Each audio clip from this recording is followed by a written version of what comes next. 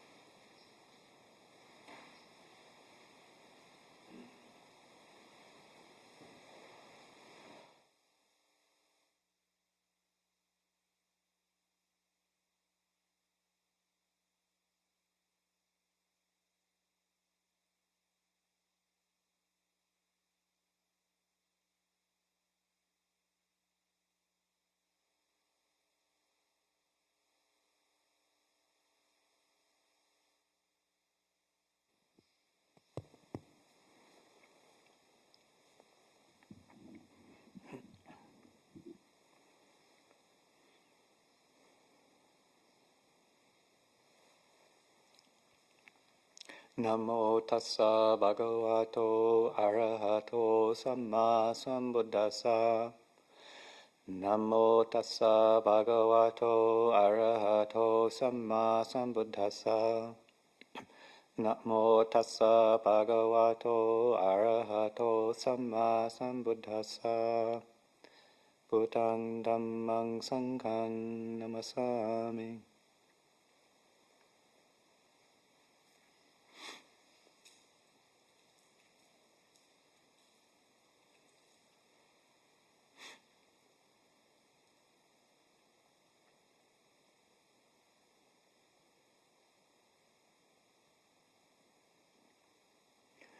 So Saturday night at Abhayagiri, I have a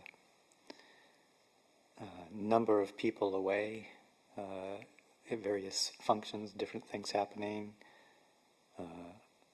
Part of the community in residence is on forest practice, so basing their time and practice up in the forest at their cabins, out doing things in more solitude.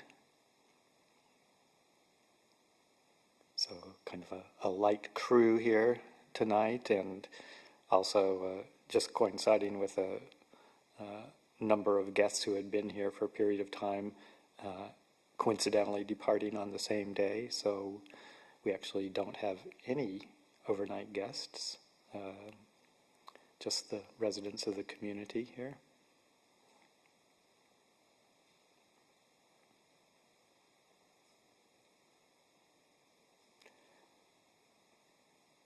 Gives us an opportunity for slowing down, reflecting, moving back inwards after a period of quite a bit of activity in the past couple of months.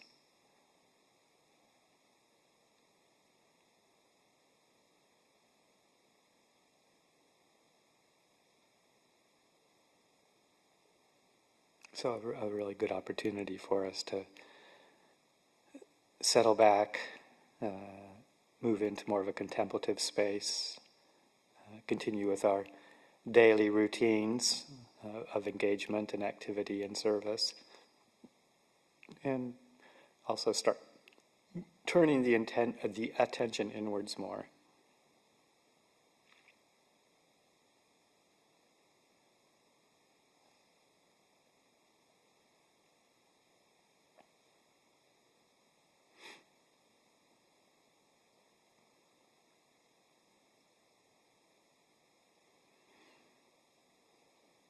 Thinking along the lines of some of the ways we approach Dhamma practice,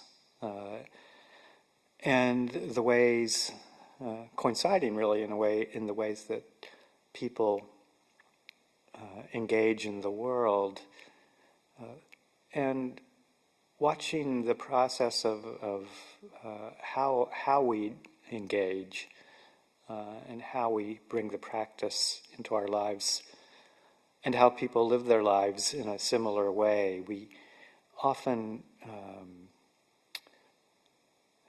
people in the world, the general way the world operates is through following this desire for happiness, seeking it in ways that are fairly well understood to give a sense of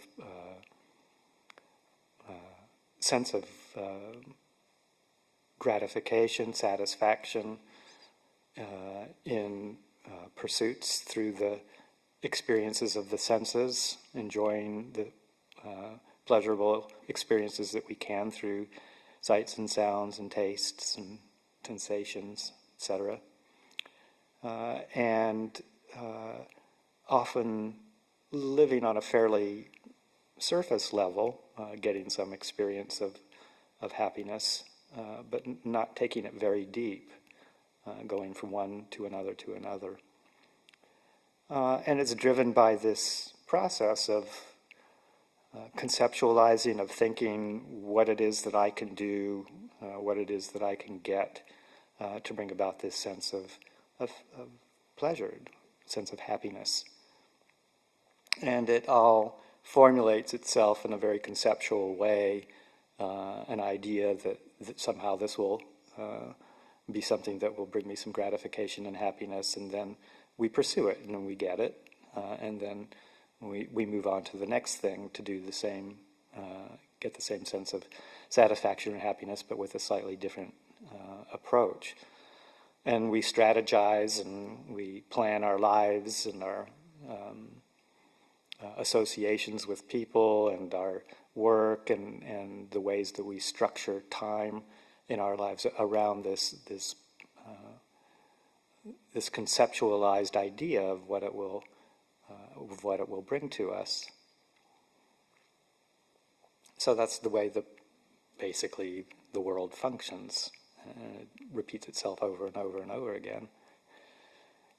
And it's not at all difficult to do that with spiritual practice as well. We come looking for a bit more of a stable sense of something that will bring us contentment, happiness, into an exploration of spiritual life. And we study things, we read things, we talk with people, and we start to develop an understanding of maybe a spiritual path or a tradition, including the one that we're engaged in right here. And it's so easy to get caught in the ideas of the spiritual practice, the teachings, the conceptualization of the practice, and to get some happiness from thinking about it in those lines, along those lines. And the conceptualization, the intellectual process of learning the teachings, learning the different techniques that spiritual masters, spiritual teachers teach, and considering them, reading more, getting to know the suttas, gaining a lot of inspiration and benefit from them. And that's all skillful means, good stuff to do. But if we leave it at that level, then it's like we never taste the fruit. We get to know what its color is, we get to know what its odor is, we can see the texture of it and feel it and cut it up and examine it on the inside. But if we don't actually, this is a simile that Ajahn Chah often used, if we don't actually take it in and bring it into our bodies, we don't experience the taste. It's all more of a mental process, a conceptualization process, and we don't experience the actual taste of the fruit. Same true with our spiritual practice. It needs to be brought in and experienced, opanayiko, to be brought in or to leading inwards, as is in our chanting.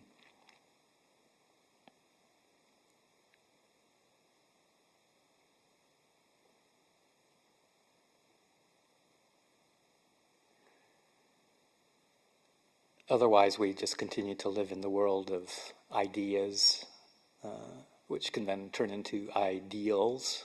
We have an idea of what might bring us happiness, and then we develop certain ideals, say, around our spiritual practice of the best way to do something, the best lifestyle to have, the best structure for contemplation, and it's all developed on this level of ideals.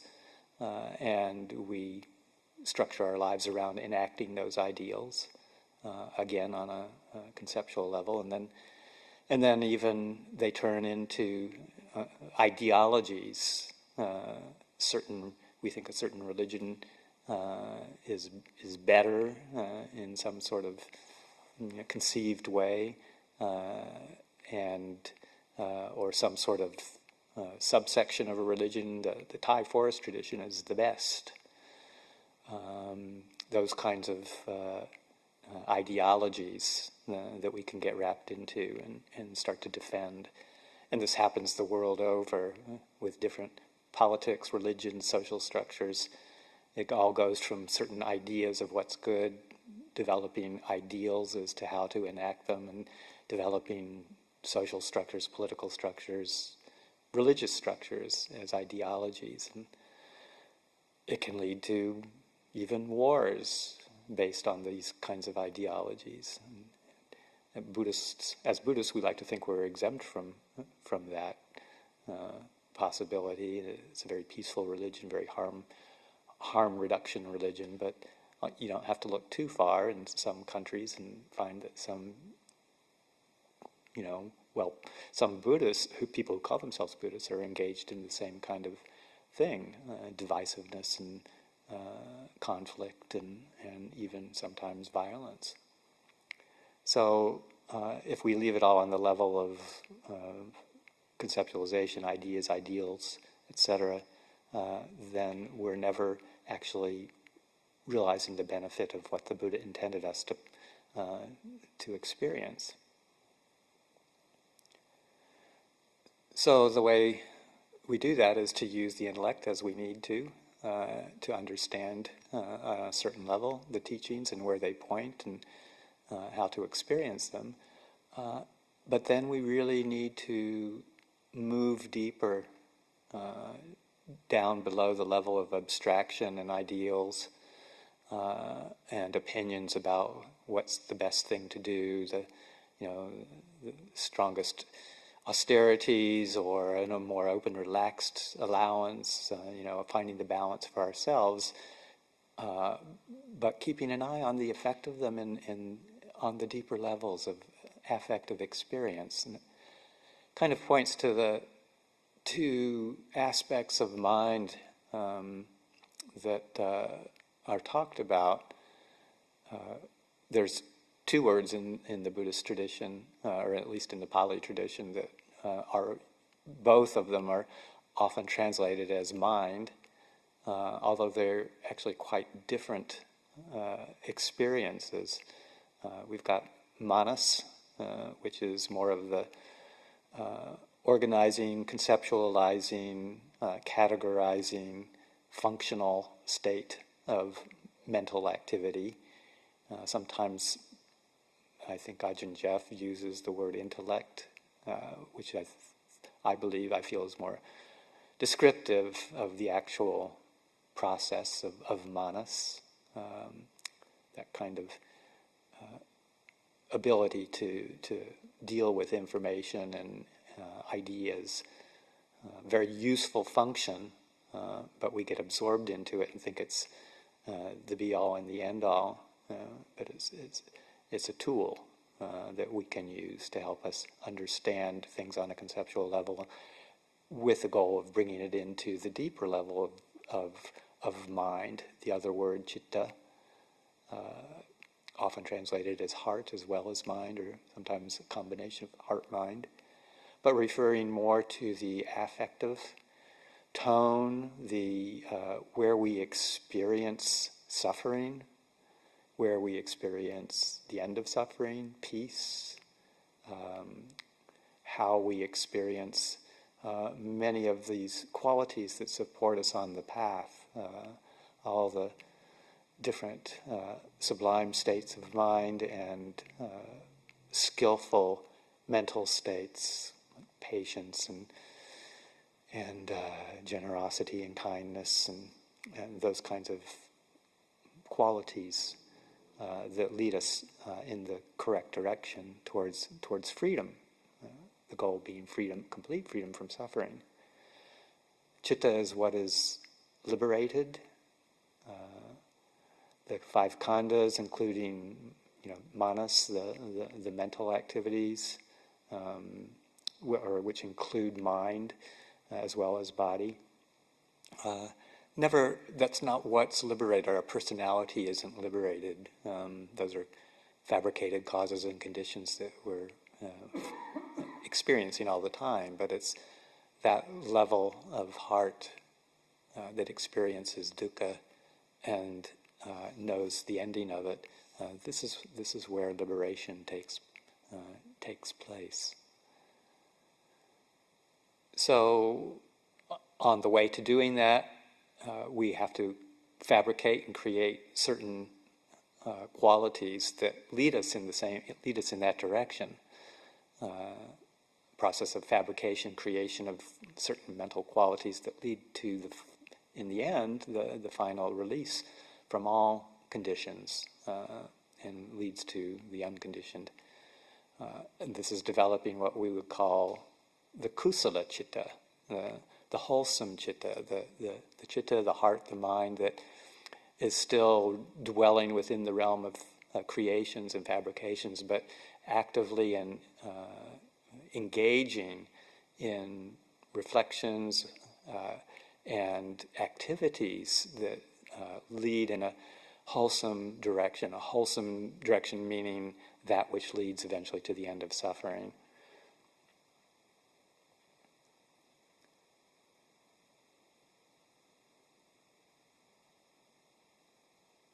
Kusala citta. So there's a number of ways, a number of contemplations and ways of developing that. The bases for kusala citta can be sometimes described in the practices, if you will, of sila dana sila bhavana, which is generosity, virtue, and mental cultivation, mental development. The sila, virtue, and dana, the development of generosity, is something that we practice with every day on a daily basis here in the monastery, and having this basis of non-harming behavior in speech and bodily activities, and the attitude of giving, which operates at many different levels. Giving materially, if one so desires, giving in terms of time and energy, commitment to the community, service, and just giving up notions of any kind of selfishness, trying to always expand outwards rather than take inwards in terms of what we get from our environment, what we get from other people's. A kind of an economics of generosity helps to develop this kusala citta, this wholesome heart. So we do that with our sila, with our practice of generosity, giving. And then pretty much everything else can fall into that category of bhavana, mental cultivation. All the other skillful qualities that we can bring in, recognize, explore, contemplate, and encourage in ourselves. Many different techniques, reflections, ways of meditation to bring in that mental cultivation aspect. And one of the ones that I find over and over again very useful to bring into awareness are the cultivation of the Brahma Viharas, the 4 divine abidings, sublime abidings, sometimes called. Most of you are familiar with that.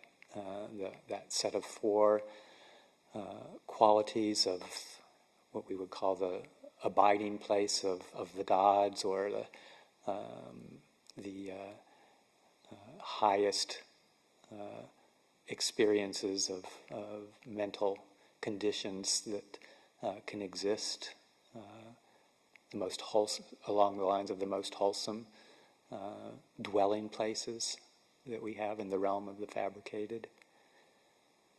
Metta, karuna, mudita, upekkha, loving kindness, compassion, sympathetic joy, and equanimity.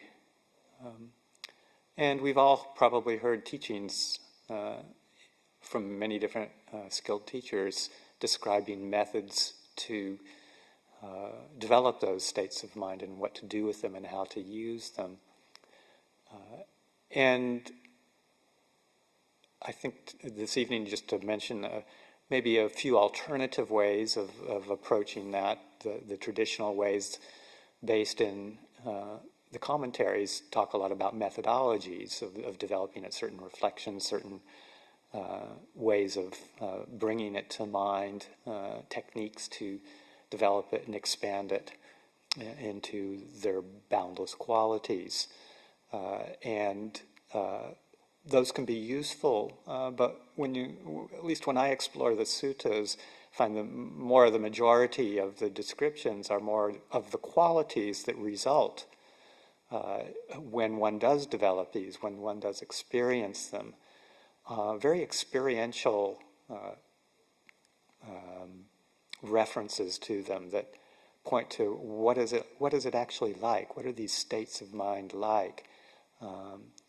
And in the traditional approach that's often taught, based on commentaries again, one develops these qualities and then it broadcasts them into widening circles of sentient beings, starting with oneself, moving to people that one feels comfortable with, connection with, has a good relationship with, more neutral people to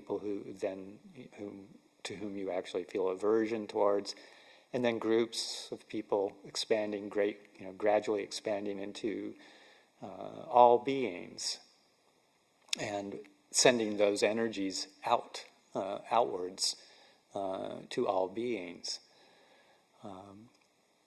A technique that's also been explained and taught that I find I resonate with is more reflecting on and experiencing these qualities of mind, always keeping a center of awareness of the experience that one is having with them, developing that quality, allowing that quality to grow and expand, but not broadcasting it out, but inviting more in a way other beings into that experience that you're holding a very strong center with, so that you're never losing your groundedness, often to be experienced in the bodily experience. You're staying with the body and with an expanding awareness beyond that that gradually grows,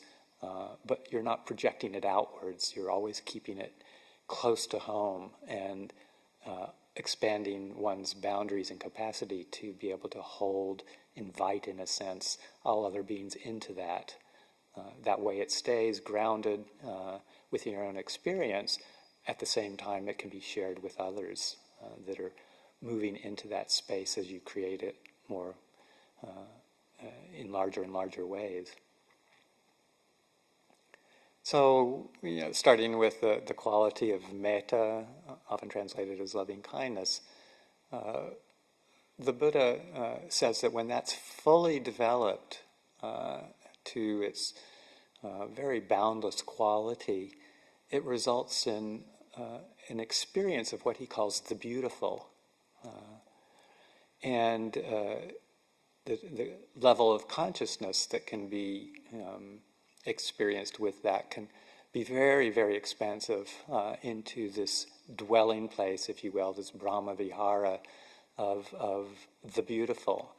It's not super well described in the teachings that I know of anyway, along those lines, but if one develops that quality of kindness and metta through whatever reflection or association you find useful, and not to go into a lot of detail about methodology tonight, but in whatever ways you find to develop that, allowing it to expand into this experience of sublime beauty. And when we think of the word beautiful, oftentimes we think of it in terms of sensory experience, like a beautiful sight, someone who has a beautiful appearance, or beautiful sounds like incredibly moving music, sensations of different kinds, all of the experiences that one can have through the sense bases, physical sense bases.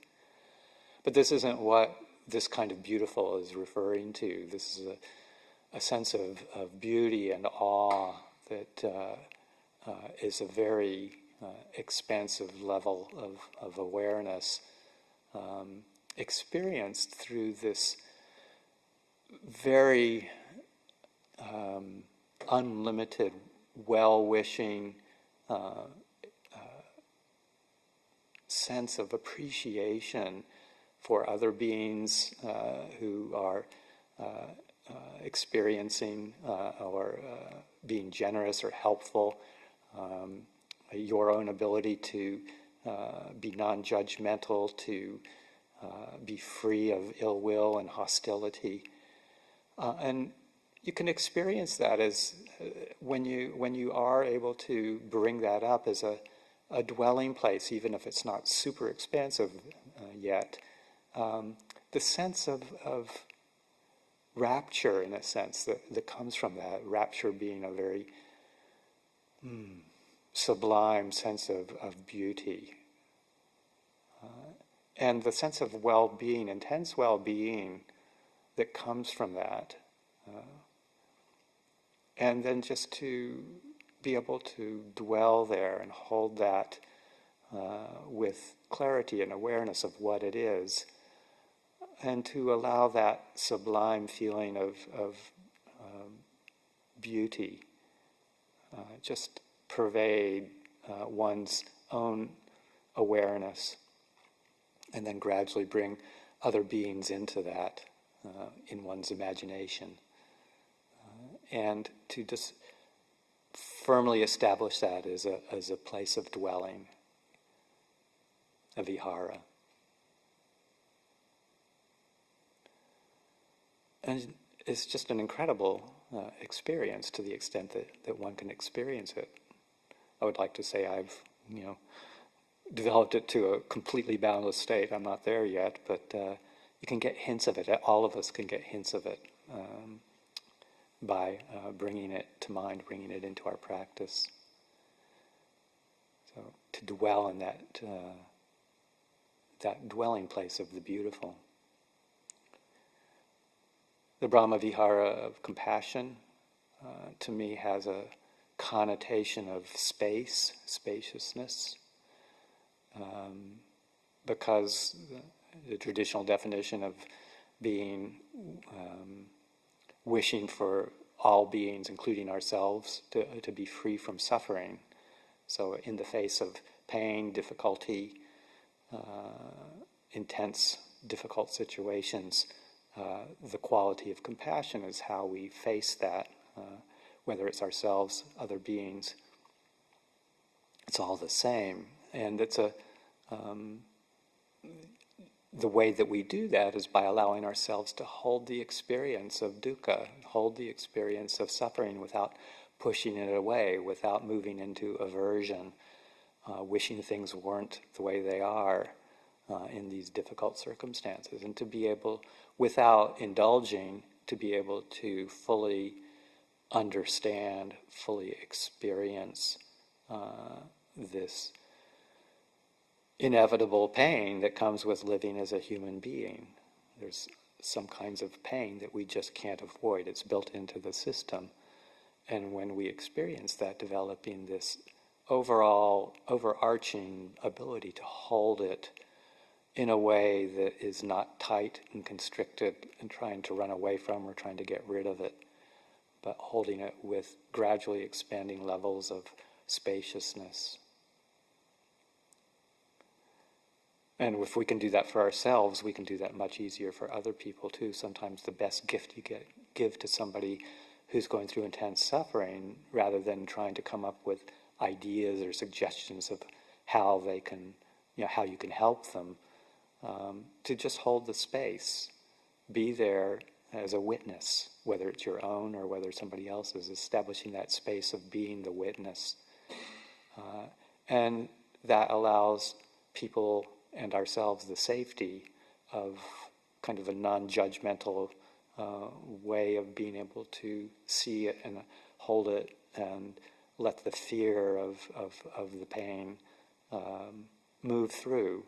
And we see that we can actually survive and hold things that are difficult if we give it enough space, and rather than constricting around it, which makes the experience of the dukkha, the painfulness, all the more intense. The less space we have for it, the more that it occupies what space there is. So if we can expand that space of holding it and being aware of it, then its impact is not so great. It's still there, still present, but is held in a lot of openness, boundlessness that can deal with it.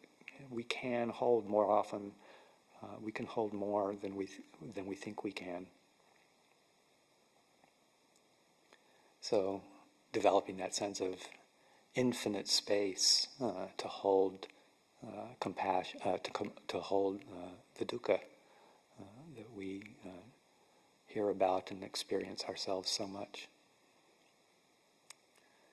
The third Brahma Vihara, mudita, sympathetic joy, often defined as the appreciation of others' success or happiness, a fairly rare commodity in the world, rather than contracting in our usual way around seeing someone have something that we want, and we appreciate their success, the praise or the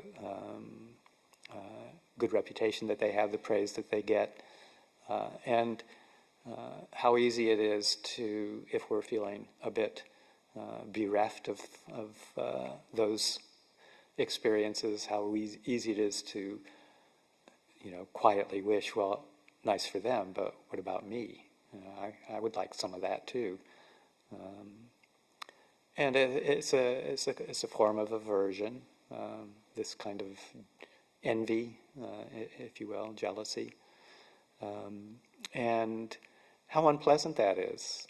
And if we can cultivate this sense of sympathetic joy, joy in the success of others, then we don't have to be that contracted. We can also start to expand into that more pleasant experience. And in a way, it's the beginning of the dissolution of that self and other way that we experience the world.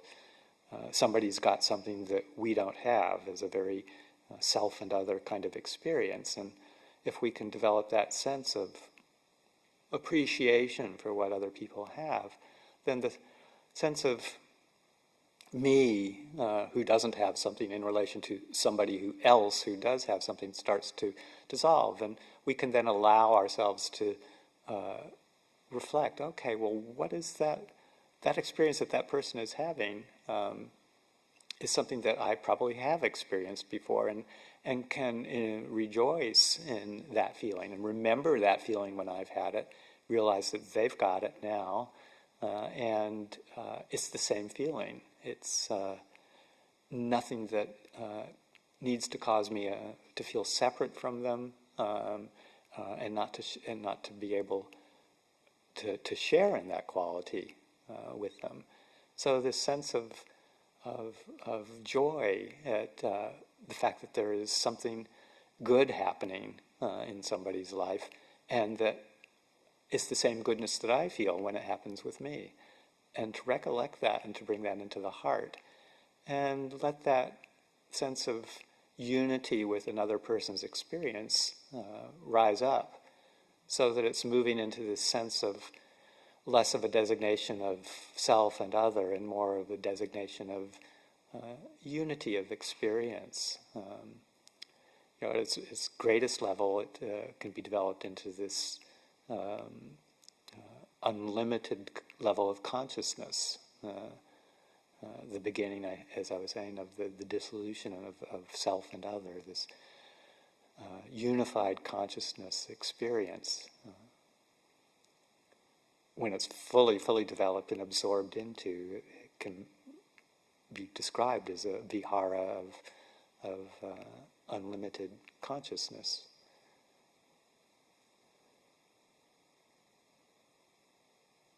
And the fourth quality of equanimity, upekkha, of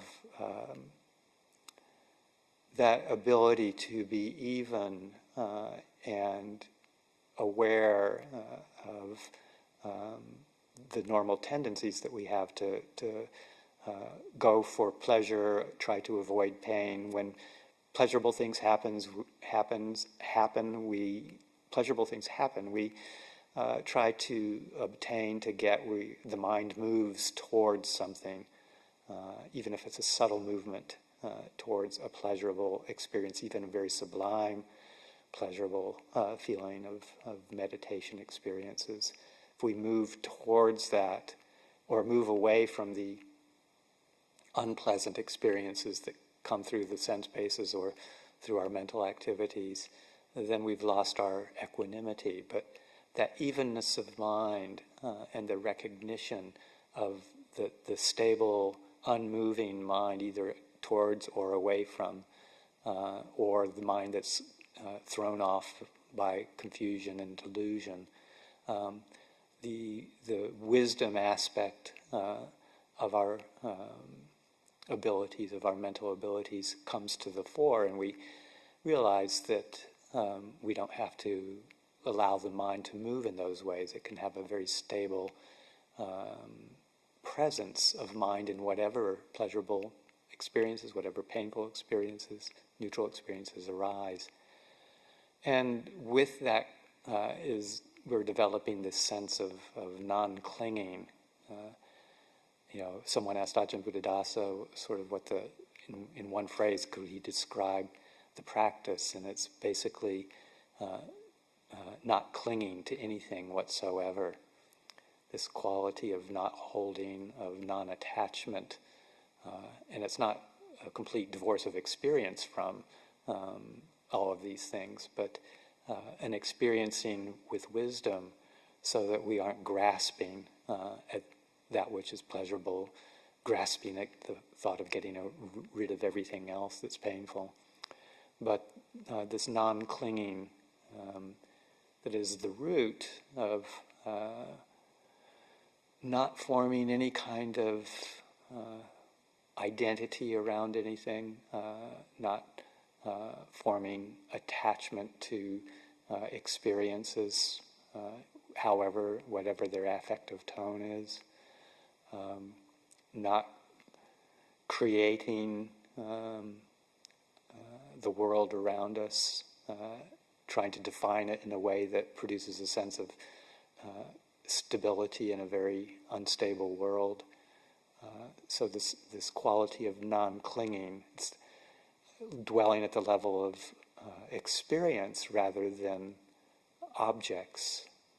It's losing the objectification tendencies that we have, letting go of those tendencies to objectify everything. In a sense, it's developing that quality or that dwelling place of what sometimes is pronounced as nothingness, but is really more like no-thingness. It's not a complete dissolution of all experience into a void of nothing, but it's taking the thingness out of our experience so that we don't experience the world around us in terms of objects, but more in terms of the flow of rapidly changing, consistently changing levels of experience. This is the way of contemplating the world in our tradition. So no-thingness through non-clinging. And this is the full development of the Brahma-vihara of equanimity, and it's still part of the realm of fabrications, but if we can develop that as a launching pad so that we're not even attached to this very sublime bliss and pleasure of the feeling of the fabricated equanimity, but we're able to actually be equanimous to that as well and let go, constant process of letting go of all attachment, of all clinging, then that can be a wonderful launching pad to move into the experience of the unfabricated, that which is completely apart from even the most sublime, beautiful creations like the Brahma Viharas. So rather than, again, just looking at the Brahma Viharas as techniques of contemplation, we bring in some of these descriptors of the results of dwelling in these sublime states of mind, and figuring out our own ways of reflections that help to bring those about. But sometimes even just remembering these descriptive qualities, going through them, reviewing them. Well, what might that be like? What might that be like to dwell unwaveringly in the experience of the beautiful, or of spaciousness, or of that kind of sense of non-identification, non-separation of self and other, selflessness, unity, or in that quality of evenness of mind that doesn't go out and fabricate an external identity, reality, and doesn't cling, doesn't hold to experience as it arises, as it passes away, lets it go as it is arising and passing away. So just contemplating what might that feel like, and dwelling with that, letting that develop, grow, blossom through constant and refreshment as needed, and allowing oneself to just sink into these experiences for as long as they will last, and then letting them go, realizing that they're fabricated, require certain things to keep them going, and when that runs out, then they too have their own life. It might be a very long one, but they'll fade out because they're still part of the conditioned realm. And the final liberation isn't until we let go of all of these things. So I'll leave it there for reflection this evening.